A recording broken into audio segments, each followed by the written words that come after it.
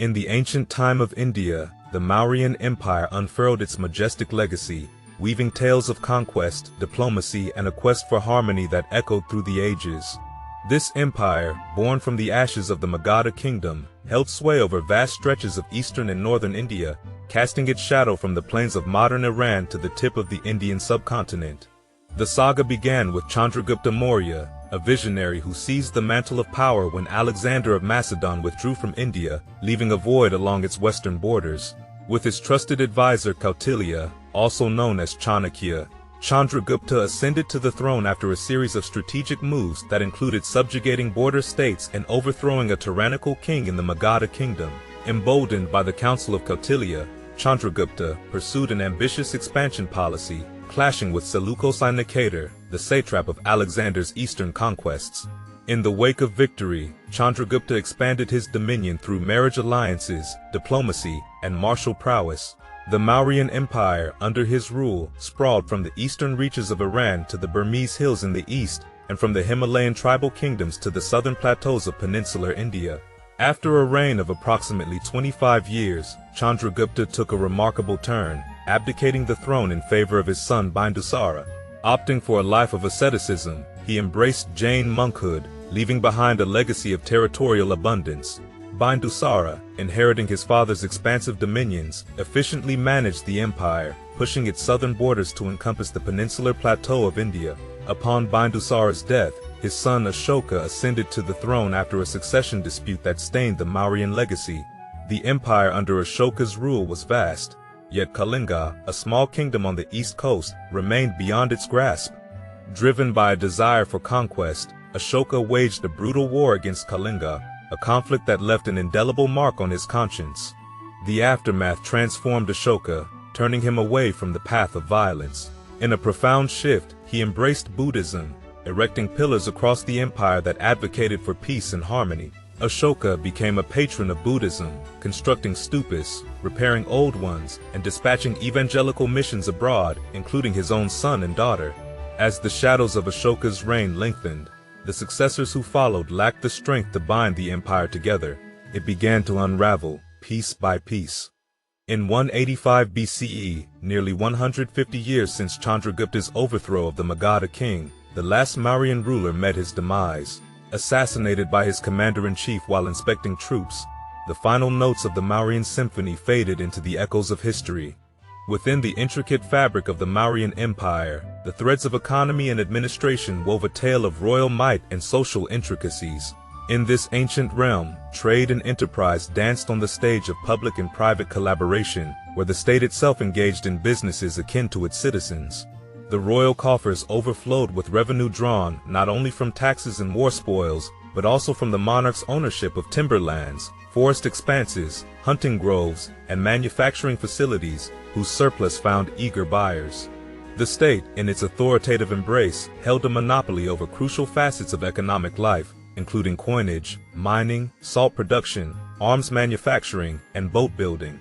Farmers, a significant portion of the population, toiled in the fields, contributing to the kingdom's wealth through agricultural taxes. Tradespeople found solidarity in guilds that not only governed their professions, but also served as banking institutions. Craftsmen, united by their trades, carved out niches within close-knit communities. Markets, vibrant with goods, became the beating heart of economic exchange, while tolls collected for roads and river crossings and taxes on goods transactions fueled the kingdom's treasury. The economic landscape pulsated with barter, and a symphony of gold, bronze, and copper coins resonated in the markets.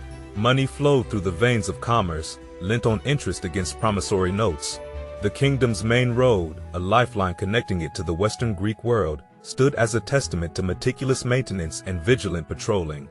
Ships navigated the Ganges and its tributaries, sailing to distant shores like Sri Lanka, China, Africa, and Arabia, guarded against piracy by the watchful eyes of the state. The administrative edifice stood tall, with the king at its zenith, wielding control over military, executive, judiciary, and legislative realms. A council of advisors, including the chief minister, treasurer, and general, lent their wisdom to the sovereign. Provinces, governed by royal princes, trickled down to towns and villages overseen by district and village administrators. The bureaucratic machinery hummed with departments dedicated to every facet of society, from industrial arts to foreign affairs, births to deaths, trade taxes to agriculture. A vigilant eye watched over the empire through an extensive spy network, and a formidable standing army, even after the era of war under Ashoka, maintained order. Soldiers, forming a substantial part of the population, enjoyed periods of leisure in times of peace. The military machinery operated with precision, encompassing infantry, cavalry, navy, chariots, elephants, and logistics. As soldiers drew their salaries and equipment from the state's coffers, the bureaucracy, like a well-oiled machine, ensured the empire's functioning.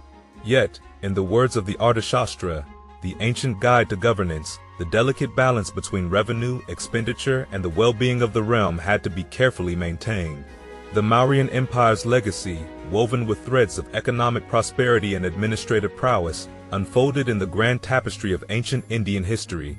As the winds of time whispered through the corridors of the Mauryan Empire, the tapestry of religious diversity and the inevitable descent into twilight unfolded. Chandragupta, the visionary founder, initially embraced Hinduism. Yet, the kaleidoscope of his beliefs evolved, and in the later chapters of his life, he found solace in Jainism. His grandson, Ashoka, the mighty sovereign, steered the empire onto a path illuminated by Buddhism. The resources of the state flowed into the promotion of this peaceful faith, yet the historical annals remain veiled on whether Ashoka formally embraced Buddhism himself. Among the populace, the spiritual landscape echoed with the hymns of Hinduism, the serenity of Jainism, and the teachings of Buddhism. Yet, like hidden constellations in the cosmic expanse, other groups lingered, the seekers of truth in atheism, the contemplatives in agnosticism, and those who held fast to the ancient echoes of primitive faiths. However, even the mightiest empires cast long shadows that eventually embraced the inevitable dusk. Approximately half a century after Ashoka's benevolent rule, the Mauryan crown rested uneasy upon the head of its last monarch. In the fading glow of the once majestic empire, a tragic chapter unfolded. The assassin's blade struck not from a foreign invader but from within. Pushyamitra, the general-in-chief, severed the Mauryan lineage and laid the foundation for the Shunga dynasty. Scholars, entrusted with the task of deciphering the cryptic script of history, unfurled numerous theories to explain the empire's descent. A colossal empire, expansive and diverse, faced challenges of governance proportional to its vastness. Weaker rulers who graced the throne after Ashoka, with scepters heavy and responsibilities weighty, struggled to maintain the delicate balance of power. The echo of independence reverberated along the borders, as once subjugated states asserted their autonomy. The empire, once a sprawling realm stretching from eastern Iran to the Burmese hills, now crumbled. Like grains slipping through careless fingers, the Mauryan Empire dwindled to a mere fragment of its former self. The once grand cities of Pataliputra, Ayodhya, and Vidisha, and slivers of the Punjab, bore witness to the fading embers of Mauryan glory. The final strokes of history's brush painted a poignant picture. An empire, once a radiant star in the vast cosmos of ancient India, now dimmed, its brilliance consigned to the annals of time. The saga of the Mauryan Empire, marked by religious diversity, the ebb and flow of power, and the descent into the shadows, became a chapter in the eternal narrative of human history.